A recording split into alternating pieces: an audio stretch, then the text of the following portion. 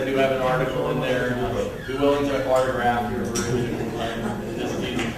I know we've had some change in the schedule, and so I know Mr. Hounds has already been introduced before, so I won't do it again. Again, I'd like to welcome you on behalf. I know you met our Dean Kat Schwig in the last day or two, and again, I also welcome you on behalf of her and our university president, Dr. Dan Papp. We're really glad to have this organization here on our campus. It's a big feather in our cap, and we hope you've had a great time both in downtown in Atlanta and here in Cobb County. So without further ado, I'm going to turn it back over to Gordon. Again, you got all your logistics straight, so if there's anything else, though, I'll be here in the room during this session. If there's anything else I can help you out locally, please let me know. So let me turn it over to Gordon. You know, yesterday on the bus, I told Jason I was doing 3 sessions today, and he said, well, that's the whole day. And I said, no, only in Barbados would 3 hours be considered the whole day. So the rest of us have 8-hour days. Now, as it turned out with these couple of speakers not showing up, it's going to seem like I've been talking the whole day. I want to talk about, the title was very sleepy, International Aviation Market. I'm really talking about it from an air service perspective. I'm going to talk generally about some interesting stuff that's going on. And then I'm going to focus on Europe, and why Europe is because they have some unique features. Now, when I put the program together, I wasn't sure about where the mix. I thought there might be some more people from bigger South American countries and stuff. Some of what I'm going to show you about Europe is you're never going to have to worry about, because a lot of it deals with the fact that really they have too many airports, and they're competing brutally. And the mix of low-cost carriers and too many airports creates a pretty interesting environment.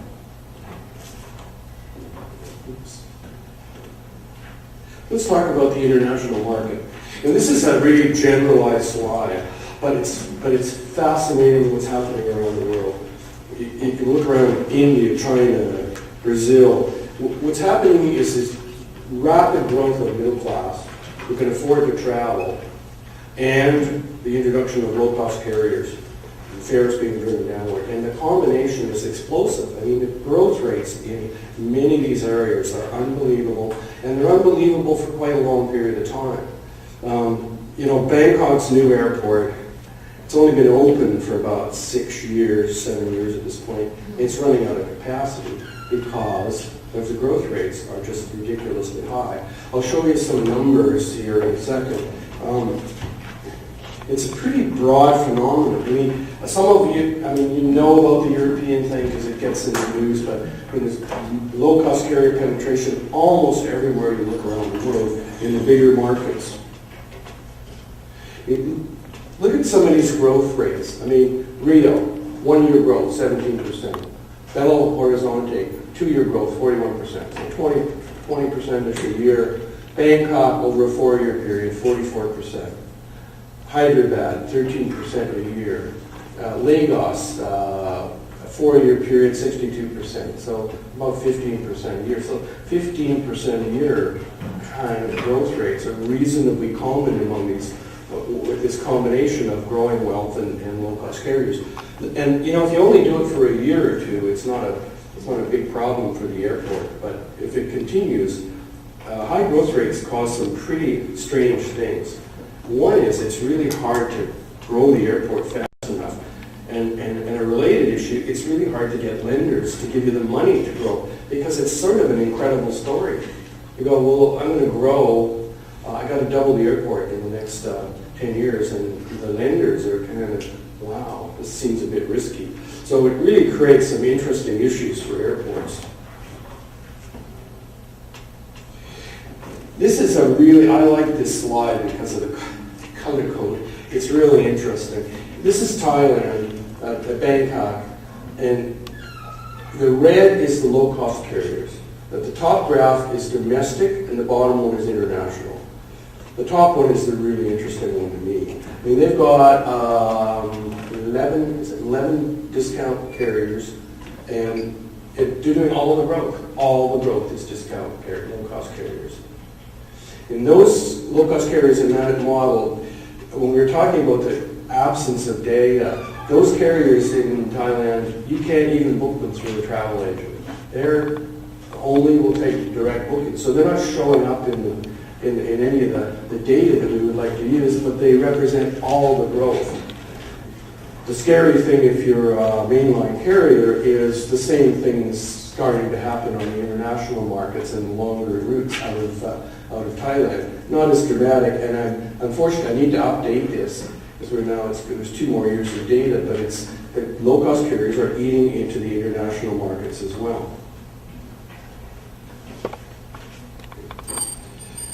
Now the other feature that's going on, and this makes our lives as airport people really complicated, is we talk about low-cost carriers and legacy carriers as though they're two, it's like black and white. It's not like that at all, and it's particularly in Europe, as you'll see. I mean, what's happening is it's a whole array of carriers, and it ranges from the ridiculous of Ryanair, through a lot of carriers that are essentially offering the same services and not terribly dissimilar fares as the legacy carriers. What they have is a lower cost structure because they don't have the legacy pension funds and so on to deal with.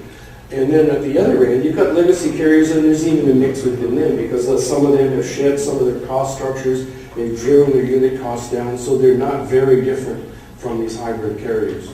And then at the bottom end, you've got still some state-owned carriers. Air India would be the poster child for this, that are just unbelievably overstaffed and badly run.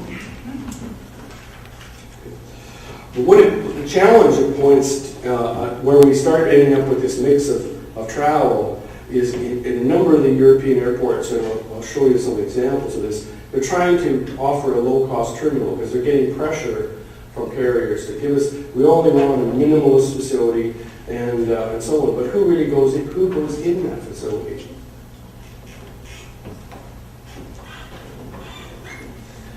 These are some of the European. There's just all kinds of players out there offering different services. I want to talk a bit about EasyJet because this is what I call a hybrid. We often, when we look at the European situation, Ryanair becomes the one that people think of, and they fly to secondary airports and so on. And EasyJet is the other success story. But EasyJet doesn't want to go to secondary airports. It wants to go to primary airports. They're congested.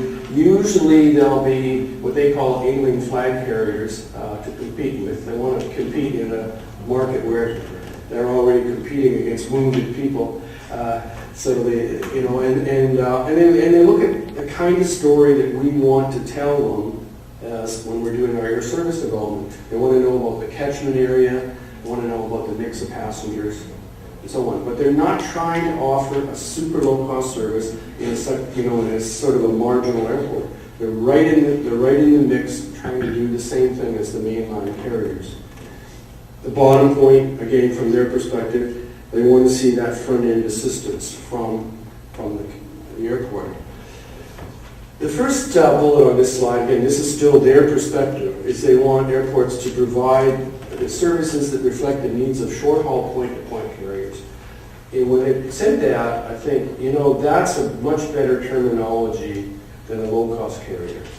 Short-haul point-to-point carrier, that's what these guys are. The cost structure is, except for some extreme examples, the cost structure isn't the big issue. It's how they operate. And they're not doing transfers. They're not doing long hauls typically. They're short haul point-to-point carriers. So they say make sure the airports provide structures that meet those needs, and we'll talk more about that, but those can be pretty minimalist. But then, of course, their second point is their wish list that we're not going to ever do. Adopt a radical charging structure based on cost relatedness and user pays through differential pricing. I mean, this is like, give us a special deal. So, it's their perspective. We don't have to necessarily listen to it. So let's focus a bit on Europe. why I'd say why do we want to look at it? Well, they have this unique situation of competition between airports and airlines, and really, and this is just my perspective, but there's some true low-cost carriers in Asia, but Europe has, with Ryanair, is one of the few really low-cost carriers. I mean, we talk, in Canada, we talk about WestJet being a low-cost carrier. Well, their cost structure might be lower, but their fare structure isn't. It's, comparable to mainline carriers, legacy carriers, and JetBlue is somewhat the same. I mean, their cost structures are really low, but they're not a radical market changing kind of thing. The other reason why we want to talk about Europe is they have some of these dedicated low-cost terminals. Now, this was a survey that ACI did some years back, and it was a survey of airports, but they were asking airports in these regions, what was really important to them, what they thought was driving their business. And the European one was characterized by this low cost issue. So they're saying the economy is really important to us, but so is low cost operations. So it's kind of a bit of a background to what's really been happening in Europe. I use the expression they have too many airports, but you'll see on a chart, it's pretty interesting. I mean, when airports where you can drive between airports, the airports will compete for traffic if they're running, competitive kinds of services. And this is what we're seeing in some places in North America. We've got a really interesting current problem going on in a lot of places in Canada, for example, because we have pretty high government charges and rents. The airports actually pay rent to the federal government for the airport. They rented the airports basically off the federal government. So people are driving south of the border to fly. So from Toronto to Buffalo, Vancouver to Seattle, and so on, because with a family again, for 4 people, you drive, 2, 3, 4 hours, and you save $400, $500, $600, $800. So it's substantial. So where you can do that, now some of you in the room are when you've got water surrounding you, you've got a real advantage is you don't have to sweat this stuff quite so much. But this is why Europe is such an issue. I mean, these are all airports, the red being kind of major airports, but there's airports everywhere. And so the opportunity is for these some of the low-cost carriers is to fly into some unique airports that weren't being served and so on. Sorry, what are the airports in that, the red? They're the major ones. Oh, the red's the major. Yeah, so I mean that's Oslo. I don't know. I actually don't know. I didn't create the graph, but there's the 3 London ones. Would it be Birmingham? Yeah.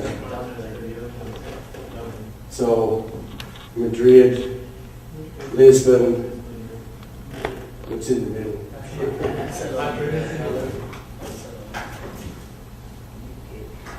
But just to give you an example, take northern Italy, and the inner graph here, the inner line is 1 hour driving time, and the outer one is 90 minutes. So this is Malpensa in Milan. And then we put the Linate in Milan over top, and then we look at Bergamo, and we put those all together. And there's virtually, there's almost 100% overlap. Any consumer in that area could make a decision to use any of those 3 airports based on, this is cheap, or it's convenient, or whatever. So they're really brutally competing for traffic. Now, it's a good example of massive overlap. It's not a great example of competition because the government of Italy has really been controlling the mix of traffic between Linate and Malpensa. It's been a subject of litigation and everything because what they tried to do is keep the Italian flag carrier at Linate close in and push everybody else out to the further out airport. Okay. Now, I mentioned the uniqueness of Europe with their low-cost carriers, and this is the extreme example. It seems to capture the whole essence of Ryanair. That's the actual owner. So you're seeing this huge increase in low-cost carrier travel. Again, and I'll show you the one example of it. A lot of it is stealing traffic off of rail, or stealing traffic out of car, or people that wouldn't have traveled. There's just very strange routes all over Europe where people are traveling that wouldn't have traveled before.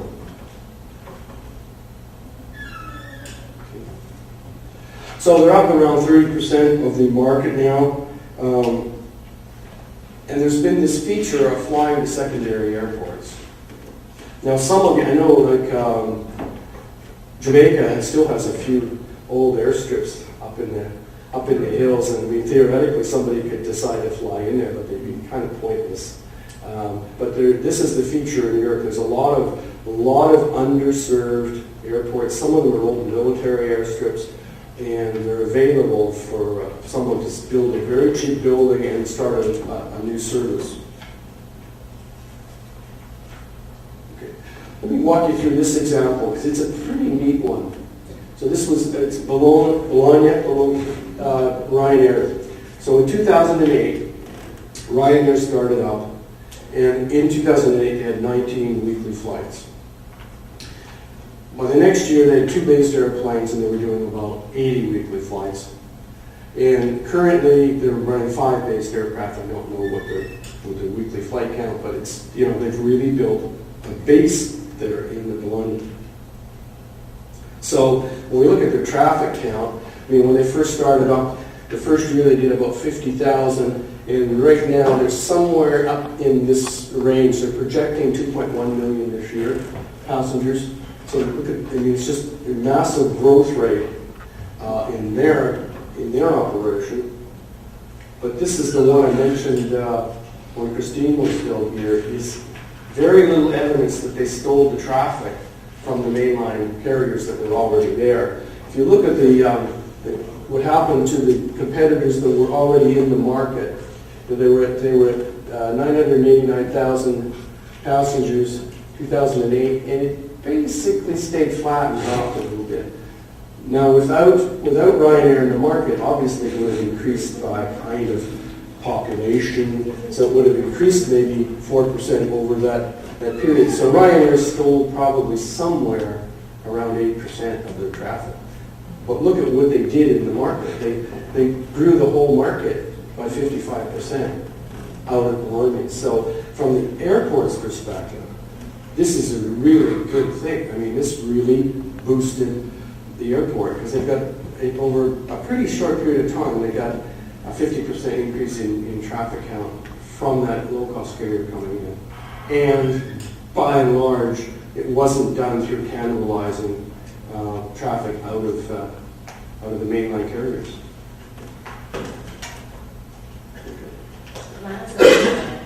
Sorry? Can I ask a question here? I'm sorry, I couldn't hear you. Can I ask a question here?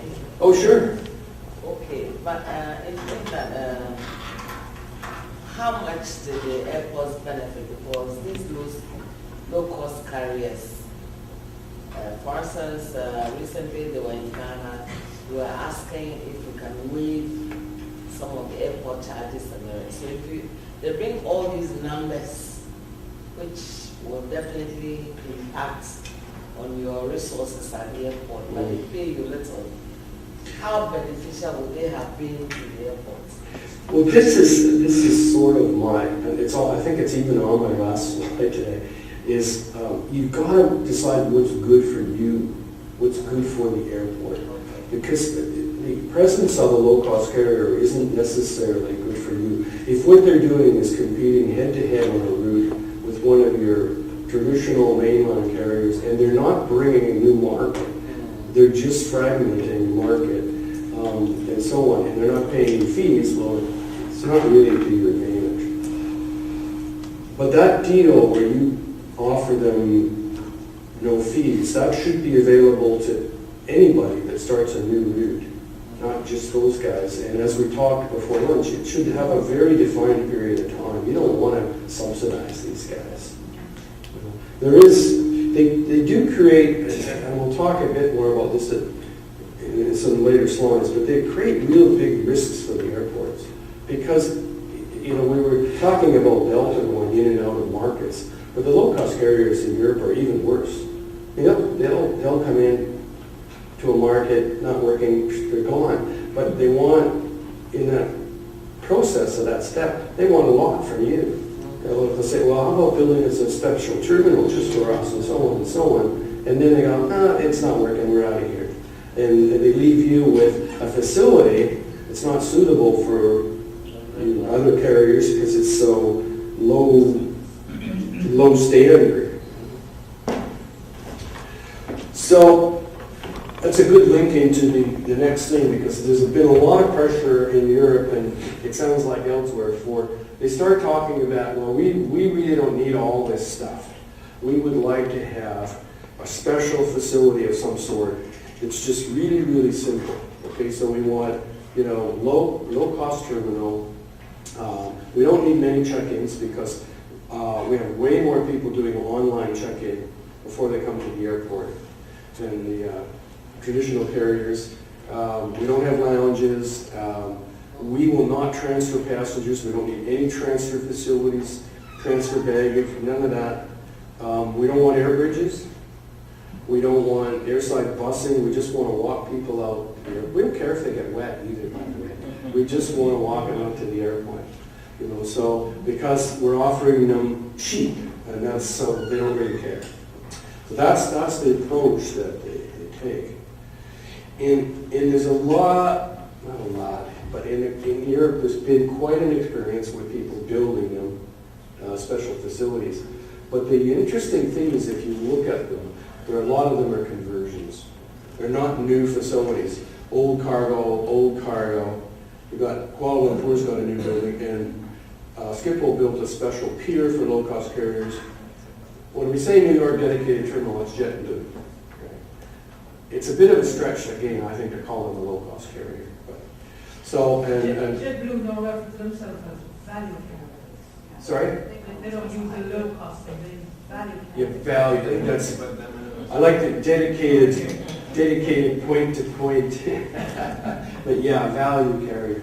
That's good. So, but there is this pattern of rebuilding old facilities, especially for low-cost carriers. So what happens is some of these facilities are specifically, because of cost issues, they're specifically driven to a lower level of service.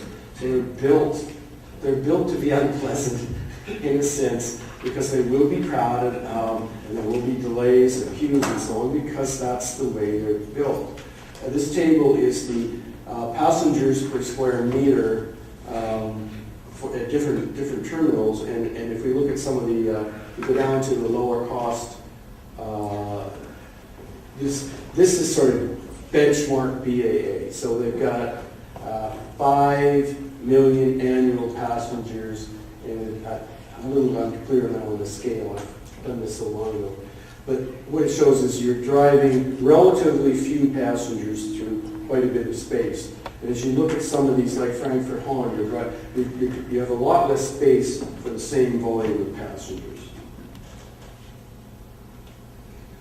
What they're trying to do is drive to a lower cost. This is where it starts to get interesting, and what's caused quite a bit of controversy in Europe. It's really hard to build things substantially less costly. If I put up a cargo building today, it's probably going to cost about $1,500 a square meter. If I put up a passenger terminal, it's going to cost $5,000, $6,000 a square meter.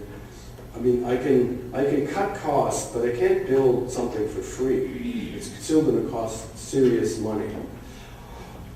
A lot of these ones that are on this chart, remember, if we flip back 2 slides, they're conversion of cargo terminals. So take this old cargo terminal, which is the shell of the building, and they fix it up a little bit inside. It's almost a redecorating job, and so they end up with these very low capital costs in those facilities. So remember, these two were conversions of cargo buildings.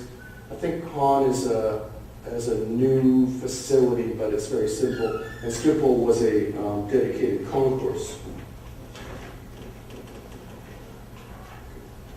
So we look at the unit cost of construction at these different terminals, and you know, they're not low. They're not that low, except, I mean, I can't tell, you know, I don't know anything about labor costs in Kuala Lumpur, and I haven't seen the low-cost terminal. I don't know if it's a tenth, but I mean, that one is really low, but the other ones are not low at all. This is in the very high range of modern terminal buildings. And it's typical of a congested, building on congested sites is always tough. So it's quite a high cost, but none of them are really, really cheap, except these little like conversions of cargo hangars.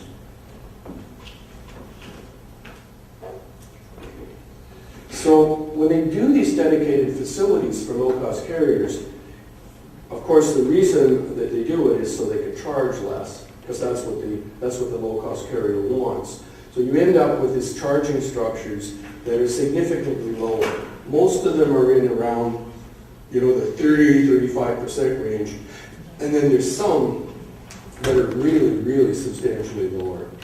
But again, Marseille, remember, was a conversion of a cargo terminal.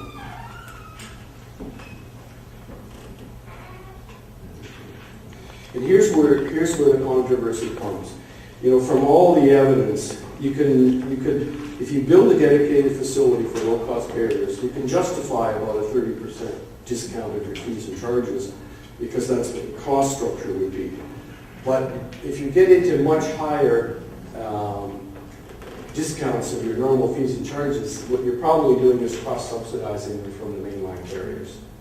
So, I mean, you're not paying for it. You're asking, as long as your airport's profitable, you're really getting the other mainline carriers to pay for the facilities for the discount carriers. And that's where the issue started to get hot in Europe, because the European community saw what's going on, and it gets under pressure probably from the legacy carriers.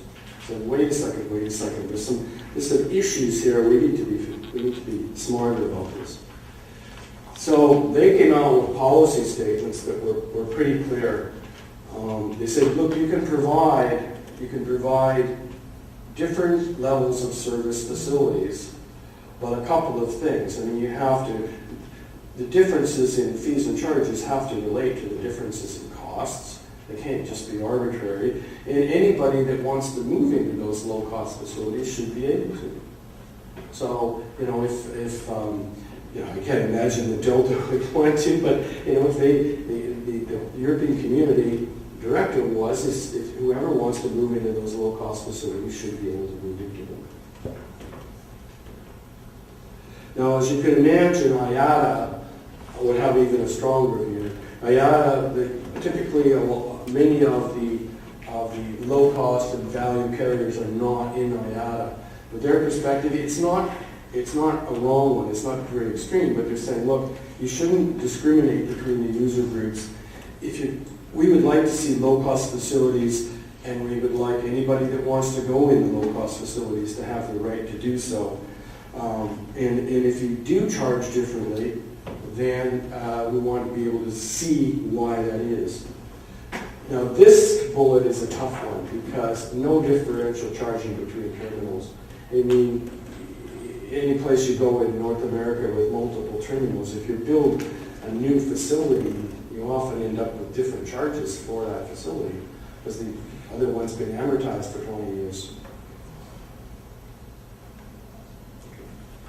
So the kind of things that come up is, if you've got true low-cost carriers, can you mix them in the same building? And it's certainly, you know, it's happening with EasyJet for sure. Ryanair is a bit of a tougher one, that kind of extreme low-cost carrier. But it does happen in a lot of airports. There's some interesting, strange dynamics going on. You know, they maintain that they run a low-cost operation they're not asking much of the airport. But if I look at Riga, for example, Ryanair refused to collect a security fee. So the airport had to set up a dedicated booth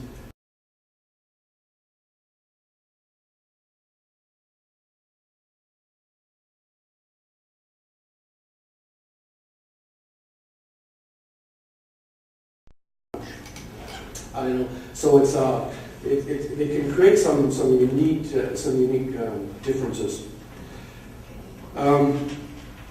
With this transition to hybrid carriers, and if it kind of looks like, if I look at that market here, it's, with some exceptions, it's all closing on the mean. Mainline carriers are driving the costs down, and the low-cost carriers they're offering exactly the same services and so on.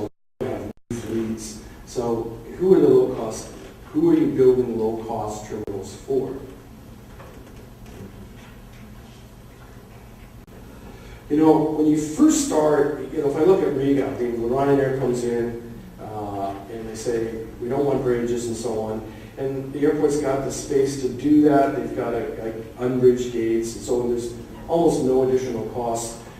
Initially, it can start to make sense. As traffic grows and you've got to add facilities in, it becomes a kind of a different issue, a real question of what to do. So the problem with low-cost carriers, as I mentioned, is they're pretty volatile. They'll pull out, because some of them are trying unusual markets. Someone this morning asked the question of Delta, why don't you just fly in and try some markets? The low-cost carriers are doing a little bit of that in Europe. They're taking big risks on really strange markets, and by and large, they're making them work. But if they don't work, they'll just be gone. So dedicating facilities to them is an issue. The other thing that comes up, and I think you'll understand this when I mention it, is the low-cost carrier may say, "Oh, I just want like that old cargo shed and so on." But the passengers will blame the airport for the level of service. They won't really think that this is Ryanair's terminal. They'll be thinking, well, this is the airport's terminal. And the other thing is the mix of passengers is not necessarily, these are not backpackers that take low-cost airfares. These are people that just want to travel. Some of them are business, some of them are going to places they can go for short periods of time.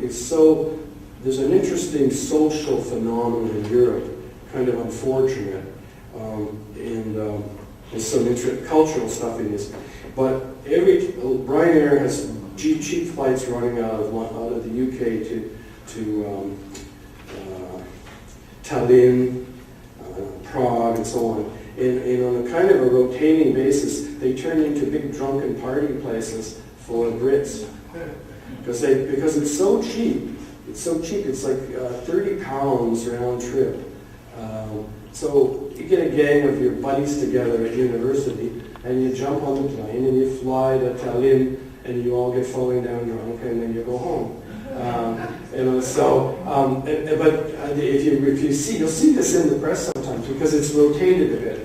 Prague gets fed up with them and tries to slow this down, and then they go to Tallinn and so on. So it's not necessarily backpackers. It's anybody who wants to travel cheaply.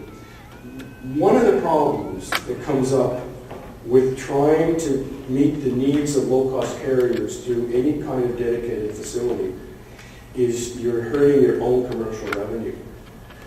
Because at a minimum, you're having to split your concessions. And that always ends up, by costing the concessionaires more, it means less money for you.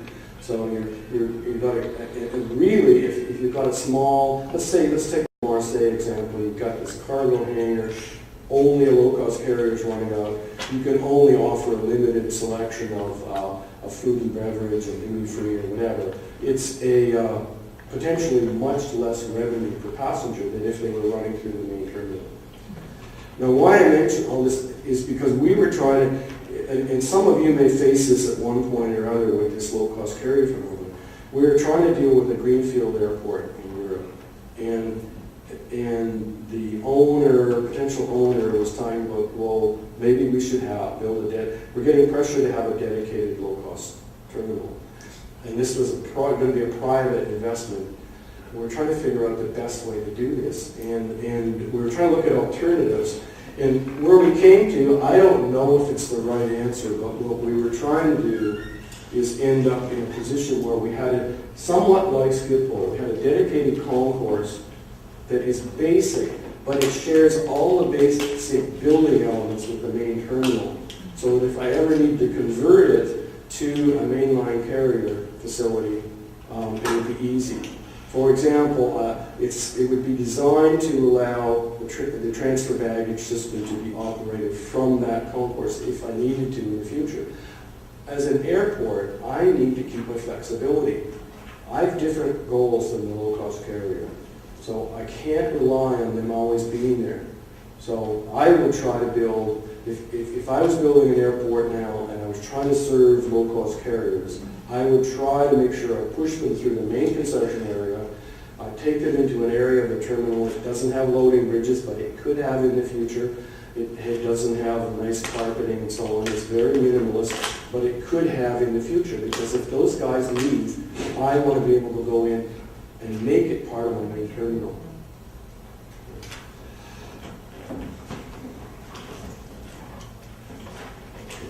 So why have I talked about the European market? We're watching around the world, any place where we're seeing rising middle class and low-cost carriers, you can expect these growth rates. And they'll stay for quite a long period of time. This growth rate's pretty brutal for airports. I mean, because it can catch you off guard. That's part of it, because this combination came up in India. I mean, this combination came really, really quickly because the incomes have been growing fast. In that particular example, I mean, the population is so big that every time you add a couple of percentage to the middle class, you're adding, millions of people that all of a sudden can afford to fly. So just as every year goes by, there's just millions more people that want to fly, and then there's all the low-cost carriers competing for them. So it can be really dynamic. Okay. The second last bullet is, what I'm trying to say is the airport again needs to figure out how low-cost carrier operations fit into their strategic plan. Okay, do I want these carriers? On what kind of routes do I want them? And I need to be ready mentally, in a sense, to deal with them if they come to me and say they want service to my airport. I need to be able to look and see what market they want to serve. Is it just going to kill off one of my carriers who's been with me for years? If so, what's the advantage in terms of the community? Am I going to end up with 50% more passengers at my airport? Am I going to end up with no real addition, just a pure change in carrier? You need to be able to work through that. And always in terms of dealing with the low-cost carrier situation, I think you need to keep your own objectives in mind, not the low-cost carriers. You need to be constantly thinking about what do I need as the airport? Any questions or discussions? I know, like some of this, on the smaller islands, you haven't had the low-cost carriers. You're not likely to get a brutal competition like that. But I know some of you in Ghana and stuff have already seen this experience. So, I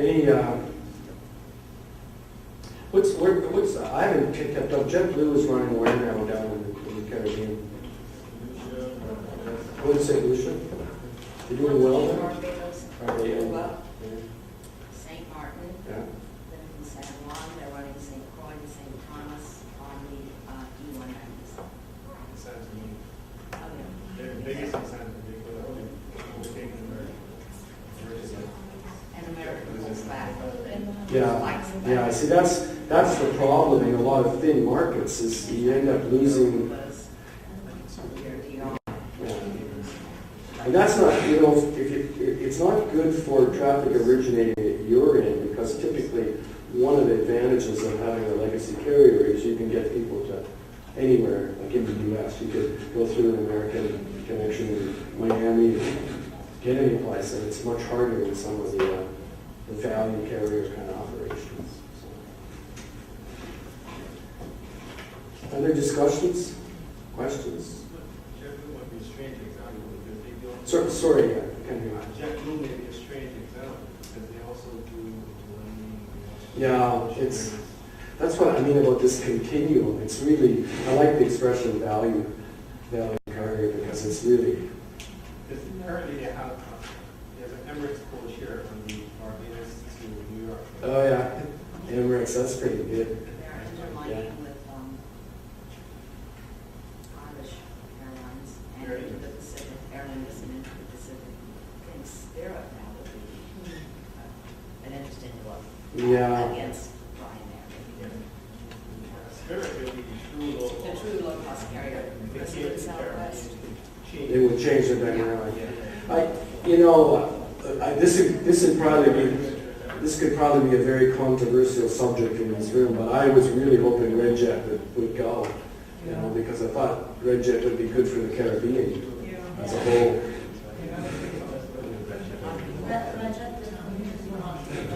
What's that? I thought Trini pretty much prevented Redjet from taking off. Yeah.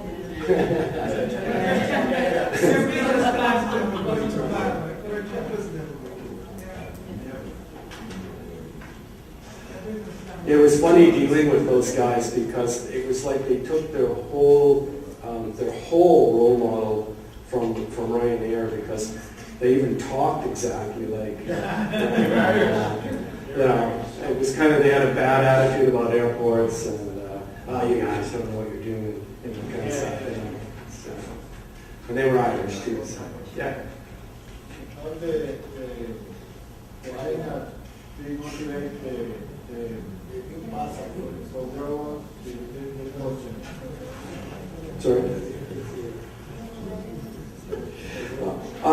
I'd have to, I can't answer that question. The question was, that slide I put up about Bologna, and Ryanair built up that whole massive new market, is where was that market? Like what routes and so on? I don't know the answer to that without going and looking at Ryanair's schedule out of Bologna. But typically, what Ryanair's been really good at is running like secondary routes. Like they could run a route that you wouldn't think of. It would be like Bologna to Manchester, and nobody would have run that route because they were feeding everything through London before. But all of a sudden, this would be a substantial body of people going Bologna, Manchester, for example. And because, let me give you an example. Bologna is a really big exhibition center area for conferences, and I think it's the center, really, of the Italian food industry. And so it's got a big business, it's a big business core, and they need to get out all over Europe. And if they don't have to hub, if they can get to Manchester directly and so on, that's what they'll do. Any other discussion and so on? We're just about ready. The bus will be here in about 15 minutes. Apologize, the other speaker's not showing up, so you had a lot of me today, but... I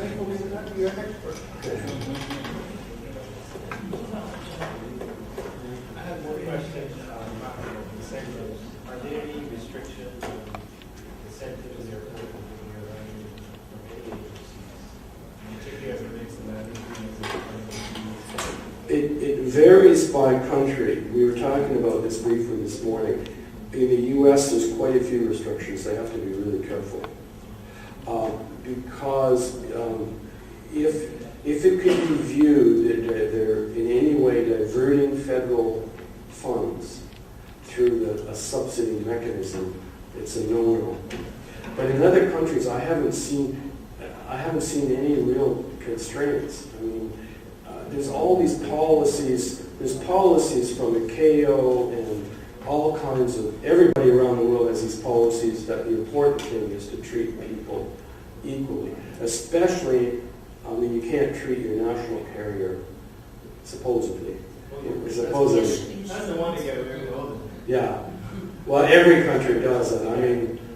You go to Europe and the national carrier's in the flash terminal and everybody else is in the old terminal. It's just, but by policy, that's not, what's that?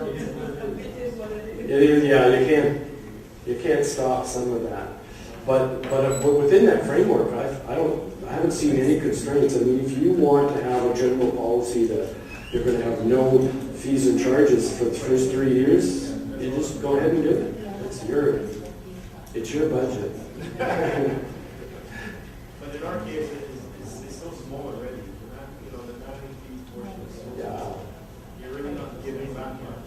Well, that's one of the reasons I put that slide up about the cost of flights is for most of you in the room, you're dealing with long-haul flights. A lot of your traffic is long-haul flights. You can't offer. It's a good front end to say we're serious about working with you, but that's all it is. It's not a big number in the airline's number. No, it shows a commitment and a kind of a willingness to help, but that's all. It's not a meaningful. Yeah, it's a token. So I think we're about done. Thanks, everybody.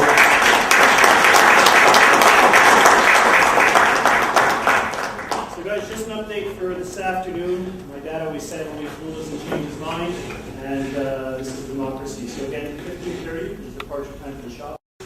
And for people not shopping, we're going to push it back to 5 p.m. Okay, so you have two choices.